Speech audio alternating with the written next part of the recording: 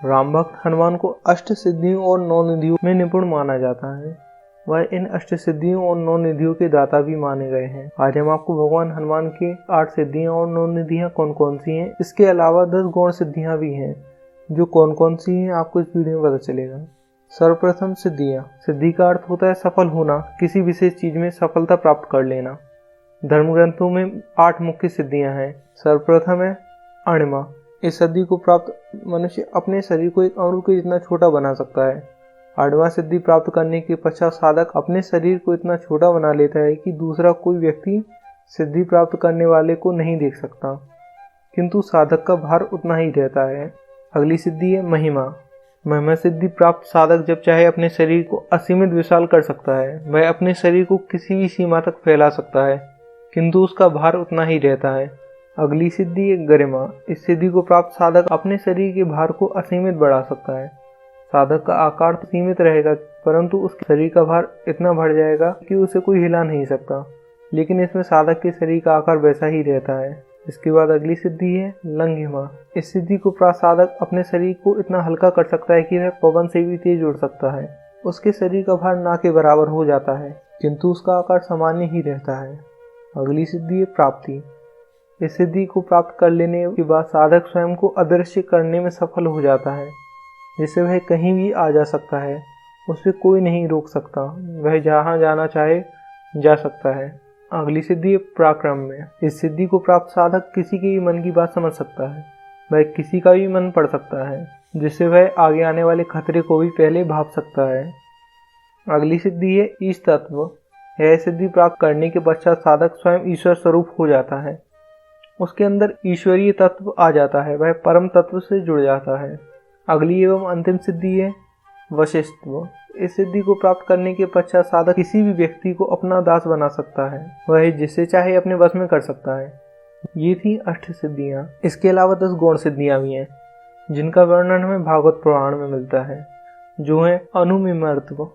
इस सिद्धि को प्राप्त करने के बाद साधक की सभी इंद्रियां उसके वश में रहती हैं।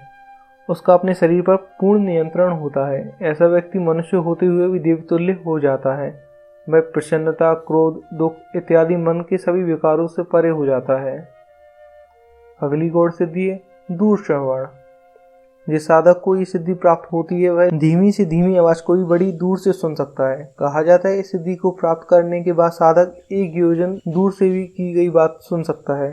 1 योजन करीब 76 मील या 123 किलोमीटर के बराबर दूरी मानी जाती है। अगली गौण सिद्धि है दूरदर्शनम। इस सिद्धि को प्राप्त साधक अत्यंत दूर तक देखने में सफल हो पाता है। कई योजन दूर स्थित चीजों को भी वह आसानी से देख सकता है। अगली गौण सिद्धि है मनोजवा। इस सिद्धि को प्राप्त करने के बाद साधक किसी के भी मन की बात जान सकता है। अगर साधक के सामने कोई कुछ सोच रहा हो तो साधक केवल उसके नेत्रों में देखकर ही जान सकता है कि वह व्यक्ति क्या सोच रहा है। ये भी पराक्रम्य सिद्धि की तरह ही है। अगली गौण सिद्धि है काम रूपम। इस सिद्धि को प्राप्त करने वाला साधक अपनी इच्छा अनुसार कोई भी रूप धारण कर सकता है, उसे पहचाना नहीं जा सकता। अगली गौण सिद्धि है परकाया प्रवेशनम। ये बहुत प्रसिद्ध सिद्धि है। इस सिद्धि को प्राप्त करने के बाद साधक अपना शरीर त्याग कर किसी अन्य के शरीर में प्रवेश कर सकता है। इस सिद्धि में साधक अपनी आत्मा को किसी मृत शरीर में प्रवेश करवाकर उसे जीवित कर सकता है। हालांकि इस सिद्धि में बड़ी सावधानी की आवश्यकता होती है, क्योंकि जब साधक की आत्मा किसी और के शरीर में हो तब साधक के अचेत पड़े शरीर को कोई जला दे तो वह पुनः अपने शरीर को प्राप्त नहीं कर सकता। अतः ऐसा कहा गया है कि साधक को अत्यंत गोपनीय स्थान पर अपना शरीर त्यागना चाहिए या किसी विश्वास पात्र को अपने शरीर की रक्षा के लिए नियुक्त करना चाहिए। अगली गौण सिद्धि है स्वच्छंद मृत्यु। इसे इच्छा मृत्यु भी कहा जाता है। इस सिद्धि को प्राप्त साधक अपनी इच्छा अनुसार ही मृत्यु को प्राप्त कर सकता है। अगर वो न चाहे तो उसकी इच्छा के बिना स्वयं काल भी उसके प्राण नहीं ले सकता। अगली सिद्धि है देवानाश है क्रीड़ा अनुदर्शनामा। इस सिद्धि को प्राप्त साधक स्वयं देवताओं के समान ही तेजस्वी और शक्तिशाली बन जाता है। उसकी गिनती भी देवताओं में होने लगती है। 10वीं और आखिरी गौण सिद्धि है यथा संकल्प सात सिद्धि। इस सिद्धि को प्राप्त कर लेने वाला साधक जो भी संकल्प लेता है वह उसे पूर्ण कर लेता है, चाहे वह संकल्प कितना ही बड़ा या कठिन ही क्यों ना हो। यदि साधक संकल्प पूर्ति में कोई बाधा हो तो स्वयं देवता साधक की सहायता करते हैं। इस सिद्धि को प्राप्त करने पर साधक की समस्त इच्छाएं पूर्ण हो जाती हैं। ये थी 10 गौण सिद्धियां।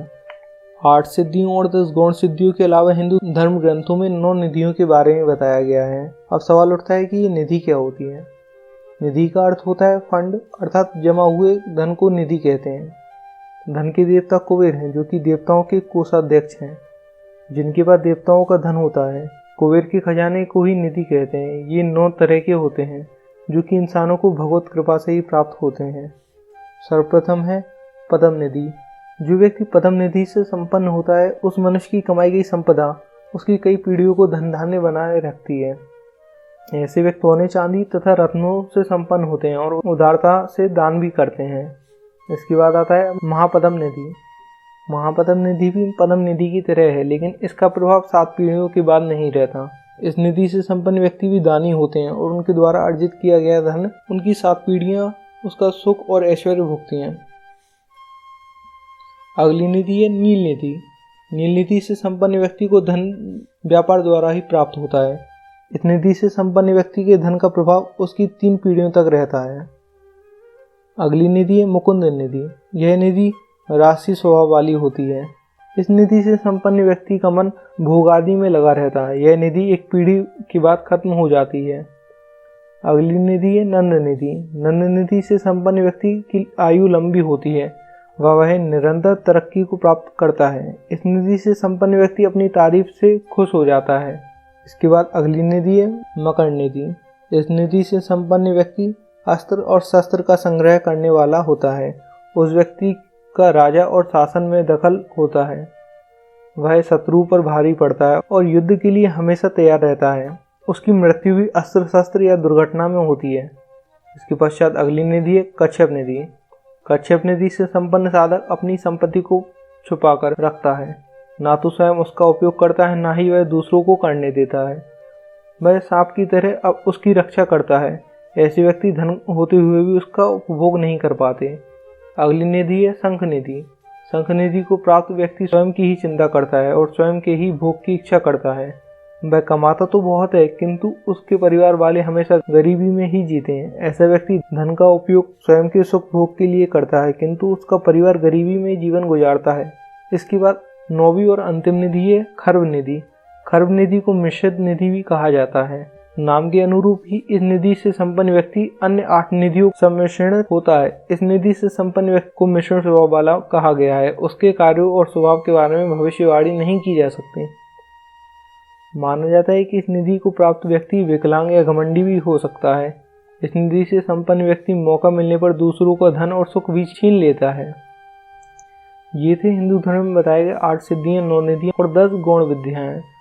अगर आपको ये वीडियो पसंद आए तो लाइक करें, अगर पसंद आए तो कमेंट करें कि मैं इसमें और क्या क्या सुधार कर सकता हूँ। वीडियो देखने के लिए धन्यवाद।